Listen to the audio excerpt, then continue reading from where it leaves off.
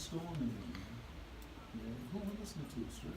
That was Temptation by Yeah. Kenya C. Temptation. Ions Band. By Kenya C. Ions Band. You know, that kind of music gets me to know, like Temptation by Kenya C.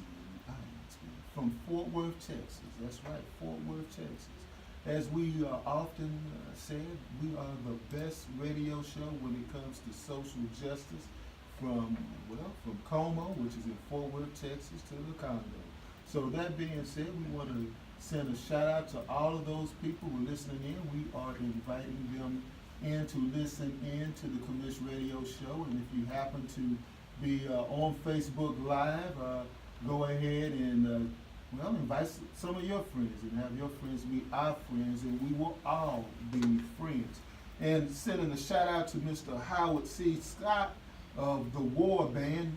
His album went gold, platinum many years ago, entitled "Why Can't We Be Friends?" And he's over in the next studio right next to us.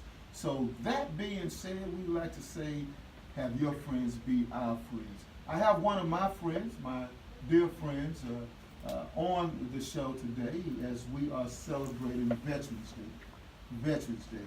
I don't want no one to be confused that what Veterans Day is celebrated and Memorial Day is celebrated is two entirely different things, folks. Memorial Day. Okay, Memorial Day is for people who are no longer with us. That's why we have memorials. We give them a memorial because, they're not here. But we're honoring veterans because they are here. So all of those people who are listening in, that you come from a family of veterans, honor those that are still here with you as well. And we'd like to go ahead and send a shout out to the oldest veteran in my family down in Dothan, Alabama, Mr. Tim Booker. I remember as a kid wanting to grow up like my cousin Tim, who served in the military and was over in Japan. I'd like to send a shout out to another gentleman from Japan, Willie Billups, who was a veteran, still is a veteran. He did it twice, Marines and United States Army. So I'd like to go ahead and send a shout out to him, who did a very spirited conversation regarding his service to his country and also the service that he's now experiencing here in this United States. And he's talking about the Republicans having an image problem. And if you recall, I spoke about that earlier. I will be speaking about that on our YouTube channel, which I want you to subscribe to, which is Ed Gray YouTube channel. But regardless of whether or not you are a Republican or a Democrat, when you are in the United States military, there is only one color. That is the color of being an American. And so that being said, we're very honored to have one of my great friends and one of the best Americans I could think of right now. Yes, Judge Dominique. How you doing? Good. How are you doing? I'm doing fine. We've been talking about you coming on the show now for, I know, about 2-3 years. I'm happy to be here. I'm happy that you are here. Tell us about yourself. And I see you got checks for us. I did.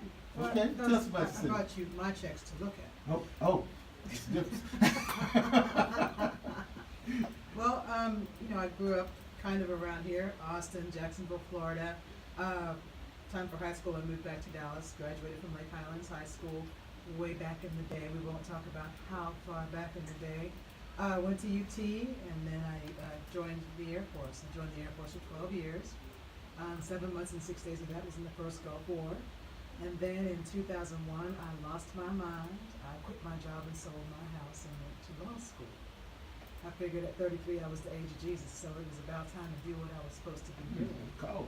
Okay. Yeah, that's what happened. Then I was a DA for 7 years, well, 8 actually, but at 7 years, one of the other judges told me they thought that I should run for judge.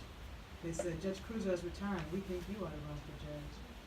So I thanked them kindly, went and asked Judge Cruzo what were his intentions, what was his plan. He wasn't sure yet. And once he decided that he was retiring, he let me know, and then I started running full steam ahead. Ran that race, won it, and I've been a judge since January 1st of 2013. Well, congratulations. January 1st of 2013. Yes, sir. 2013. So you enjoy your job, obviously. I love my job. You know, we've all had crappy jobs, but this job, you know how sometimes on Sunday you get sad because it's about time to go in there with him or her? Mm-hmm. Well, I don't have that anymore. You know, now it's like every day is Saturday. Well, it helps when you are him and her at the same time, you're the judge. I'm never him or her. I'm not a bad supervisor, boss, co-worker, none of that. I'm quite pleasant. Ah, okay. So, but you know, when you come into a room, everybody else stands up. There's a difference. We stand together. I work with people. People don't work for me. I work with people. We do it together. Okay. I'm not built like that. Now, Bill, like that. Huh? Mm. So, your days. What is your typical day consist of? Usually I get there about 9:15, 9:30. Look and see what's on the docket. There's usually people that have come up from jail to take care of their cases. There's people out in the halls and out in the galley waiting to take care of cases, deal with cases. There may be something set for trial. There may not be. So we have pleas, hearings, maybe trials, maybe bench trials, maybe jury trials, all kinds of stuff. And then on Thursdays I have a mental health court. Meet those folks, see what's going on, the staffing, see the status of the people who I'll be seeing from 9 to 9:30. Then 9:30 to 10:30, we discuss the participants that are in Veterans Court. Then I do my docket from about 10:30 until 1, take lunch, and then Veterans Court starts promptly at 2. See the veterans, check in with all the veterans and the participants in the court, and then we're done about 3:30 or 4. And then I just take care of the rest of the docket, answer emails, just whatever's happening, take meetings, all that stuff, and then get out of there about 5 and then start my night work. Okay. Now, your court number. Which court number are you? Criminal District Court number 4. Judge Crusoe's old court. Number 4. Mm-hmm. And what is the responsibilities of that court? Our court handles cases that range from state jail felonies to some cases where the ultimate punishment is death. So state jail felonies to capital murders. The state jail felony would be something like maybe a minor dope case, or when you driving downtown you see all those overhead signs and the graffiti. Mm-hmm. That would be a state jail felony because the amount of stuff that's gone on and how much it costs to fix it and repair the damage. So that would be a state jail felony, right? Well, hold on. Well, so, someone writing graffiti on, that's a state jail? Yes. But, I mean, think about it though. So a state jail felony I'm not ranges. saying it's wrong. I'm just like, I didn't know that. You know, people shouldn't be so silly with their writing. They gotta not do it so willy-nilly. Be very, careful what you do. So the punishment range for that is from 6 months to 2 years in the state jail. But they can also get probation, right? And then we have third-degree felonies, 2 to 10. Second degrees, 2 to 20. First degrees, 5 to 99 years or life. And then there's, capital murder and those kind of things. Have you ever done a capital murder case? Yes, I have. I haven't had one that's a legal case where the state is actually asking for the ultimate penalty, which is death. I have not participated in one of those personally. When I got to the court, so I took over, like I said, January 1st of 2013, there was already a death penalty case on the docket. Now, being a new judge, I don't think that's something that I should undertake. You know what I mean? It's very, very serious for the victims of the in that case, little 2 deceased boys. It's also very serious for the person who's looking at the needle. And I don't think it would be very responsible to be a new judge and jump in there and say, hey, it's me. I think about the taxpayers and the amount of money. If I messed it up, do you know how many millions of dollars I would have wasted of y'all's money? How much does it cost you to do A lot of money. Like, for instance, let's say there may be 3 lawyers. Right. I've got to pay the lawyers for all their time. Because when there's a death penalty case, the lawyer basically has to shut down his practice. All he can do is that one case. So when they itemize, set the bill out hourly, maybe one lawyer's bill might have been $130,000, another one $160,000. So there's all this going on. Then there's investigators, there's mental health reports, there's experts, there's all this kind of stuff. There's the review, if there's another language involved, there's translation, all that kind of stuff. And then, so let's say he's found guilty and the jury actually finds he's future danger and gives him the punishment of the death penalty, right? Then there's tons and tons and tons. Probably, if a person waived everything, it would be 8 years before we would actually sign a paper saying that it's time. And in the meantime, there's tons of appeals. The appeals are extremely expensive. Sometimes bills come in for $28,000, $30,000 for some of the appeals. It's a lengthy process. It's an expensive process.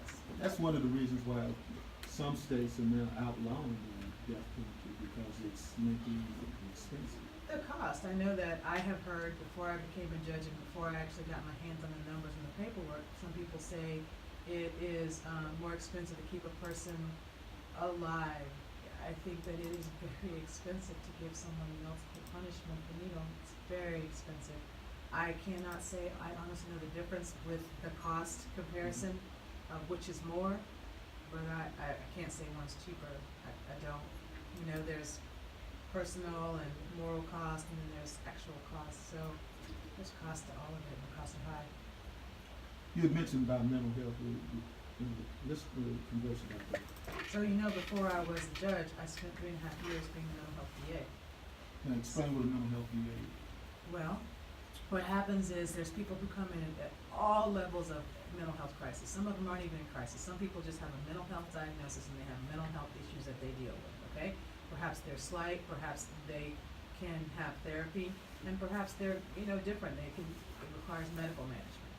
Sometimes the medical management goes a little off. We stop managing medical, as in we don't take our medicine, and then these terrible things happen, fluidly psychotic, all kinds of things. In addition to that, we have people who are under some drug-induced psychosis, right? We have people who have some problems that they were there before they were. For instance, maybe their parents. We got crack. I'll be honest with you. Just crack babies are coming of age. Okay.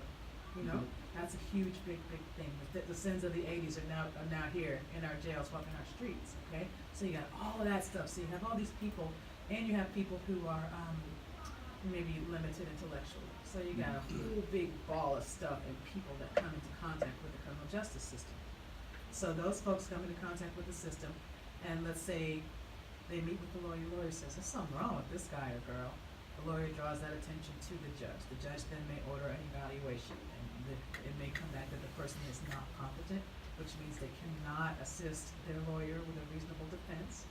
They have a right to stand trial, or even, let me explain that. So let's say I was at the scene of a crime and I'm walking around, not quite myself and just, acting very strange. I get taken to jail because they think she must have done it. Look at her, right? She's got the wrench in her hand. She must have broke the window. Well, if I'm fluidly psychotic, when my lawyer meets me, I can't say I saw Pookie and Joe run that way with the bag of money because I'm fluidly psychotic, right? I'm not able to help my lawyer with the reasonable defense, right? So it's not right to try me.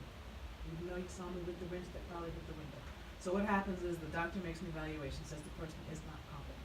So then, two things can happen, little crossroads. You say whether Dominique's so fluidly psychotic, she's not going to take her medicine in jail, she's, feeling the pain off the walls, whatever, then I may have to go to the hospital. But I may be somebody who can restore the competency in the community. So that's what my second court in Michigan Veterans does. We restore folks that can be restored, that are not violent, that will take their medicine in the community. So Metro Care sees them, or one of the other agencies sees them. They get a caseworker. The caseworker sees them about 3 times a week. They come to court to see me, and I do a little judicial finger wagging. Now, Joe, take your medicine. We're gonna, have problems if you don't take it. They've got supportive housing, so they see the medical doctor, the mental doctor. They've got housing. They have a caseworker that comes in about 2 or 3 times a week to make sure that they are eating, make sure they're taking their medicine, make sure they're going home at night, sleeping, doing all the things they're supposed to do. It's a very good program. So anyway, they work on that person regaining competency. Once the person has regained competency, the doctor sees them again.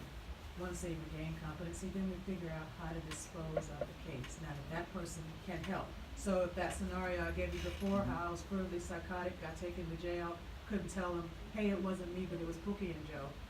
Now I can say, hey, it wasn't me, it was Pookie and Joe. You see what I mean? Now we can dispose of my case because now I'm able to. Now I can assist. Now I can be a part of my defense because it is my defense. I'm defending myself, and if I can't tell you, the lawyer has no business even taking this. Nobody, the lawyer, not the prosecutor, the judge, goes no further. You have to wait. So a lot of those cases end up in maybe a conditional dismissal, like you keep taking your medicine, you get spruced up, quit acting up, dismissed. Maybe it's some sort of probation. Sometimes probation is an effective tool to get people to continue to take their medicine. We can do all kind of creative stuff down there. Well, that's good. Yeah. You explained it. And I like the way you explained it. The people probably listening and looking at me smile at you and everything. You said Pookie, and you You sound like somebody that's went through a whole lot of that with a lot of people there. Yeah. I mean, that's what we do. Like, part of why some people don't like it that we elect judges and that they're not appointed.